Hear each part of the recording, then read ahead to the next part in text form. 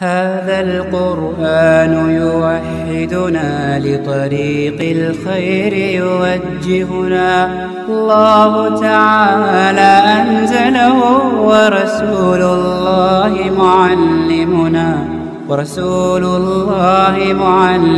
Bismillahirrahmanirrahim. Assalamualaikum warahmatullahi wabarakatuh. Alhamdulillah, puji syukur kita panjatkan kepada Allah Subhanahu wa Ta'ala, yang mana pada hari ini kita masih diberikan kekuatan, kesehatan, limpah rahmat, umur panjang, sehingga kita masih bisa mendengarkan hal-hal dalam kebaikan. Kita juga tidak lupa berselawat kepada junjungan kita Nabi Muhammad SAW, karena beliaulah manusia yang paling mulia di muka bumi ini. Semoga kita di akhir kiamat nanti mendapat syafaatnya. Dalam kesempatan ini saya akan berbagi tentang kisah singkat Nabi Daud alaihissalam. Saudaraku yang dirahmati Allah Subhanahu wa Ta'ala, dimanapun berada, berbagai kisah Nabi dalam agama Islam memang menjadi suatu cerita yang menarik untuk disimak bagi seluruh umat muslim. Umat muslim bisa belajar tentang sejarah dan berbagai macam peristiwa yang terjadi di zaman Nabi dan Rasul.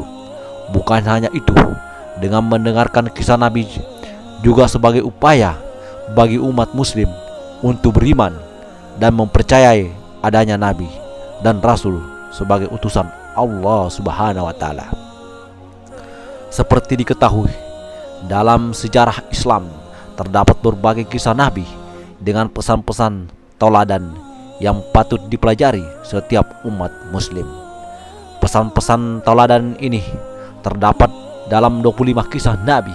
Salah satunya di antaranya yang menarik untuk disimak adalah kisah Nabi Daud, merupakan salah satu keturunan Nabi Ibrahim alaihissalam, yaitu tempatnya keturunan ke-12. Beliau termasuk salah satu dari nabi-nabi utama dari kalangan Bani Israel. Sebelum dikisahkan bahwa Nabi Daud adalah seorang bala tentara yang mampu memenangkan perang Talut dan Jalut. Setelah kemenangan perang tersebut, Daud diangkat menjadi raja, dan Allah pun menganugerahkan hikmah kerajaan yang kuat. Kisah Nabi Daud yang pertama berawal dari peristiwa perang Talut dan Jalut. Seperti dilansir dari laman Al-Azizariyah, Daud merupakan salah satu prajurit dalam pasukan Talut yang akan berperang menghadapi pasukan Jalut. Pasukan Talut memang mempunyai keberanian yang tinggi serta siasat perang dan ilmu pengetahuan yang luas.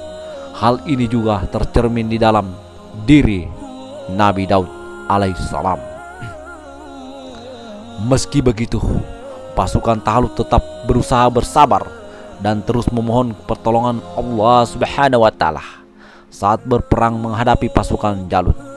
Dalam perang tersebut, dengan keberanian yang dimilikinya, Nabi Daud maju menghadapi Jalut dan membunuhnya perlahan-lahan, tapi pasti jumlah pasukan Jalut semakin berkurang. Pasukan yang tersisa semakin lemah dan mulai menderita kekalahan. Setelah kekalahan Jalut, Daud kemudian diangkat menjadi raja. Dalam hal ini kemudian Allah Subhanahu wa Ta'ala mengangkat Daud menjadi seorang nabi dan memberikan hikmah kerajaan yang kuat. Setelah usaha keras yang dilakukan Daud beserta pasukan Talut lainnya, bukan hanya itu, Allah juga memberikan Nabi Daud anugerah berupa ketaatan beribadah dan ilmu pengetahuan yang luas. Disinilah Allah memberikan sifat ahwa kepada Nabi Daud, yaitu seorang yang mempunyai kesempurnaan pengetahuan tentang Allah Subhanahu wa Ta'ala. Hal ini seperti yang tercantum dalam Quran surah Zab ayat 17. Bersabarlah atas segala apa yang mereka katakan, dan ingatlah hamba kami Daud. Sekian, kurang dan lebihnya mohon dimaafkan. Wabillahi taufik wal hidayah. Wassalamualaikum warahmatullahi wabarakatuh.